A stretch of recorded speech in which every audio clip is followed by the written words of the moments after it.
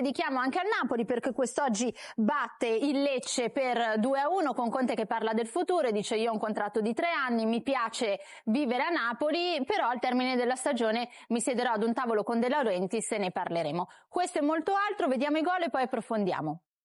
Vittoria del Napoli sul Lecce per 2-1, Gigi, perché è una vittoria importante, poi c'è Conte che parla del futuro, però anche il Napoli sta recuperando pezzi importanti. Abbiamo visto De Bruyne, abbiamo visto Anguissa dal primo minuto, Højlund ha fatto il suo, Politano ha fatto il suo, recupererà anche Lobotka, quindi se Conte man mano da qui alla fine della stagione riha tutto l'organico a disposizione, un posto in Champions è suo. Sì, il Napoli poi oggi la differenza l'ha fatta anche nel secondo tempo. Nel Lecce entrano Khedira e Gandelman, e nel Napoli ti rientra McTominay e De Bruyne, sono due giocatori fantastici.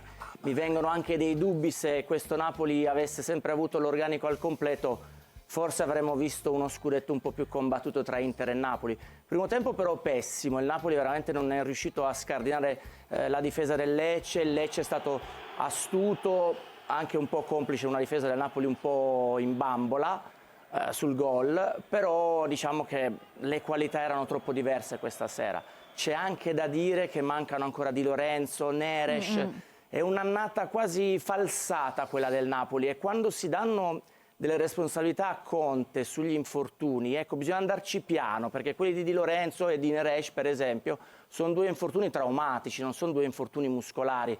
Cioè significa che la preparazione atletica non c'entra nulla, quindi non saprei da che lato giudicarla, se fallimentare o non fallimentare, perché potrebbe essere anche un po' più di sfortuna quella del Napoli quest'anno con gli infortuni. Però 2 su 38. Lo so, gli altri sono muscolari, però sai, Di Lorenzo e Neres sono due grandi giocatori. Anche il rigore famoso di De Bruyne, è vero, è uno strappo all'adduttore, non ricordo in che parte del muscolo, però è traumatico su un tiro in porta.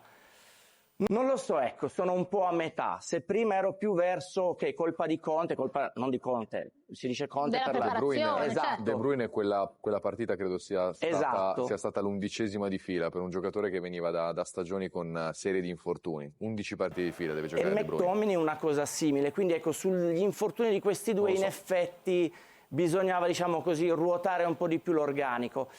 Su quelli di Neres e di Lorenzo poco poteva farci Antonio Conte. Però, ripeto, sono un po' a metà. Prima ero più sul fallimentare proprio per una gestione dei soliti 13-14 giocatori, che è un luogo comune anche dirlo, però fino a un certo punto, nel senso che Conte i cambi li fa un po' tardivi e raramente. Vedi il caso di Vergara, che non so quanto avrebbe giocato. Però poi quando vai a analizzare tutto nei dettagli hai anche degli infortuni traumatici. Massimo? Ma è chiaro che i giocatori di talento sono quelli che poi vengono pagati in più e devono fare la differenza, e quando ci sono e non ci sono, vedi quando io giocavo, quando Gigi La Vecchia c'era e non c'era, la differenza si notava. Non avevo dubbi. Però è chiaro che sai, se tu adesso in questa fase finale cruciale recuperi questi giocatori importanti, ma per tutte le squadre vale il discorso, ti possono fare la differenza, perché comunque anche una partita che si mette male, che magari tu non giochi bene, è il giocatore che tu sei andato a prendere, che ha il talento, che te la risolve. Che dici? Sì, però è anche vero che qualche giocatore in più poteva tirarlo fuori dalla panchina, ecco, qualche giocatore, non so, parlo di Italiano del Bologna, visto che siamo stati due ex del Bologna, Max, Italiano ha cambiato 90 formazioni su 100 partite, per dire, Conte non ha questo dinamismo nei cambiamenti degli 11 che partono dall'inizio. Cambiare, tu metti, è un bene o un male? Beh, per me nel calcio di oggi è un bene, Max, perché comunque tu hai questi 5 cambi che sono mezza squadra, giochi ogni 3 giorni, quindi devi cambiare. Calcio nostro giocavi molto meno, da questo punto di vista era molto più semplice. Per me no, Gigi, è male, perché io ti faccio un esempio di quando, che ne so, mi allenava Del Neri, e Del Neri diceva: questi giocano, finché stanno bene giocano loro, poi eventualmente giocano gli altri. Perché Gigi, il discorso che gli allenatori tanti dicono i giocatori sono tutti uguali, lo sai, i giocatori non sono tutti uguali, ci sono quelli che ti fanno la differenza, che devono giocare sempre. Poi a tanti gli dà il contentino, li fa giocare in Coppa Italia, ma le partite quelle serie tutti vorrebbero giocare. E io, se sono un allenatore, faccio giocare quelli che reputo finché uno non mi crolla in campo. Però Conte aveva tantissime competizioni, o meglio, le competizioni sono le stesse, ma le partite sono aumentate. In Champions fai 8 partite, c'è la Coppa Italia, avevi la Supercoppa, forse un pelino di più potevi ruotare. Ecco.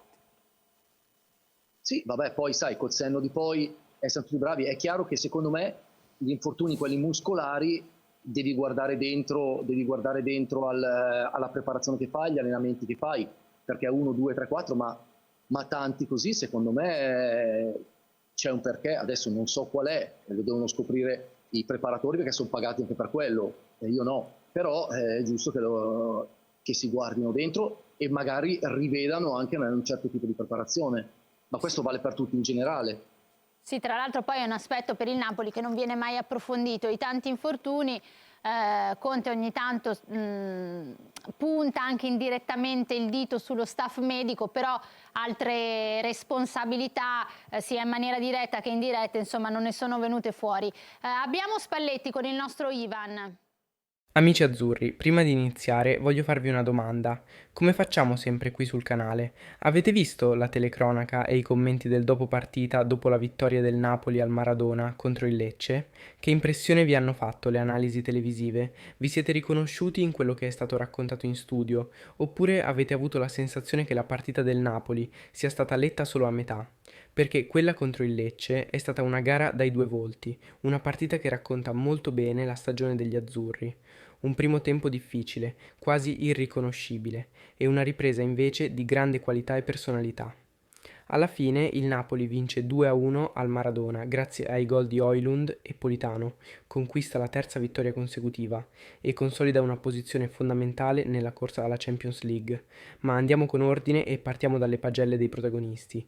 Tra i pali Alex Meret, voto 6.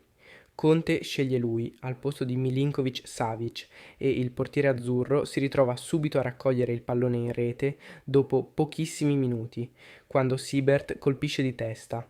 Non ha grandi responsabilità sul gol. Nel resto della gara non è chiamato a interventi straordinari, ma forse potrebbe trasmettere un po' più di sicurezza nelle uscite.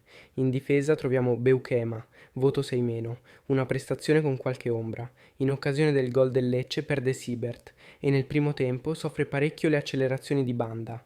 Nella ripresa cresce insieme a tutta la squadra, ma non dà mai la sensazione di essere completamente dominante.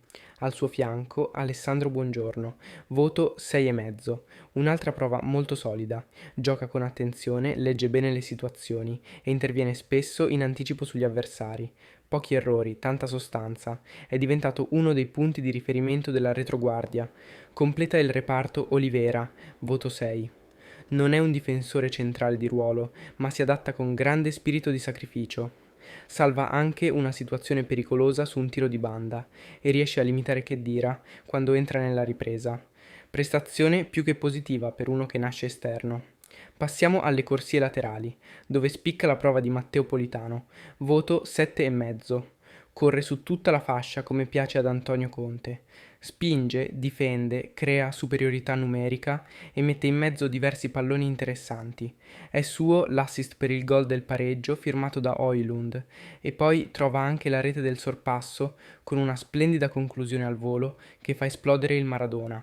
Nel finale entra Gutiérrez, voto 6, 20 minuti di grande attenzione tattica e ordine. A centrocampo troviamo Billy Gilmour, tra il 6,5 e il 7. All'inizio fatica un po' a trovare l'intesa con Anguissa, ma con il passare dei minuti prende in mano la regia del gioco. Gestisce il pallone con personalità e soprattutto inventa la verticalizzazione che avvia l'azione del pareggio azzurro. Molto più complicata invece la partita di Frank Anguissa, voto 5. Parte titolare per via dell'emergenza, ma appare subito in difficoltà dal punto di vista fisico, ha poca energia e poca brillantezza. Nella ripresa entra Scott McTominay, voto 6,5, e il Napoli cambia completamente passo. Porta forza, verticalità e aggressività. In mezzo al campo diventa una presenza dominante. Sulla fascia sinistra Spinazzola merita 6,5. Primo tempo complicato contro Pierotti e Koulibaly, che gli prendono le misure. Nella ripresa però cresce tantissimo, aumenta intensità e velocità e diventa una spinta continua sulla corsia. Negli ultimi minuti entra Mazzocchi, voto 6, finale ordinato e senza rischi, capitolo trequartisti e attacco. Elmas, voto 5, non è la sua serata, appare appannato, poco lucido nelle giocate e in difficoltà negli spazi stretti. Conte lo capisce e lo lascia negli spogliatoi all'intervallo. Al suo posto entra Kevin De Bruyne, voto 7,5. E qui cambia completamente la partita. Classe purissima, visione di gioco straordinaria, qualità tecnica fuori categoria. Ogni pallone che passa dai suoi piedi diventa pericoloso, accende il Napoli e dà ritmo alla manovra. È uno spettacolo vederlo giocare. Sulla fascia offensiva Alisson Santos, voto 6,5. Tecnicamente fa tante cose belle, salta l'uomo e crea pericoli. Gli manca però un pizzico di lucidità nelle scelte finali. Spreca anche una buona occasione su assist proprio di De Bruyne. Nel finale entra giovane, voto 6. Pochi minuti ma con grande energia e voglia di incidere. Davanti a tutti Rasmus Højlund, voto 7,5. Segna ancora, è il 10° gol in campionato e il 14° stagionale. Numeri importanti per il centravanti danese, che lotta su ogni pallone, usa il fisico, apre spazi per i compagni e continua a dimostrarsi un attaccante completo e fondamentale per questo Napoli. Infine Antonio Conte, voto 7. Il primo tempo del Napoli è probabilmente il peggiore della stagione. Ma l'allenatore legge perfettamente la partita, cambia uomini e sistema la squadra. Gli ingressi di McTominay e De Bruyne ribaltano completamente la gara e portano ai 2 gol che valgono 3 punti pesantissimi. Il Napoli dimostra ancora una volta di avere carattere. Anche quando la partita si mette male, anche quando il primo tempo è complicato, la squadra trova la forza per reagire. 3 vittorie consecutive, secondo successo di fila al Maradona e classifica che continua a sorridere. Il distacco dall'intercapolista resta importante e lo scudetto appare difficilissimo, ma il Napoli continua a crederci finché la matematica lo permetterà e soprattutto continua a costruire un percorso solido verso la qualificazione alla prossima Champions League, con giocatori come De Bruyne, con un attaccante in crescita continua come Højlund e con la mentalità trasmessa da Conte. Questa squadra può ancora togliersi diverse soddisfazioni. Adesso però voglio sentire la vostra opinione. Cosa ne pensate della partita del Napoli contro il Lecce? Chi è stato il migliore in campo secondo voi? Se vi è piaciuta questa analisi mettete un mi piace al video e iscrivetevi al canale. Attivate la campanella per non perdere le prossime notizie sul Napoli, le reazioni dopo le partite, i dibattiti e tutti gli aggiornamenti su quello che succede dentro e fuori dal mondo azzurro. Ci vediamo nel prossimo video. Forza Napoli sempre!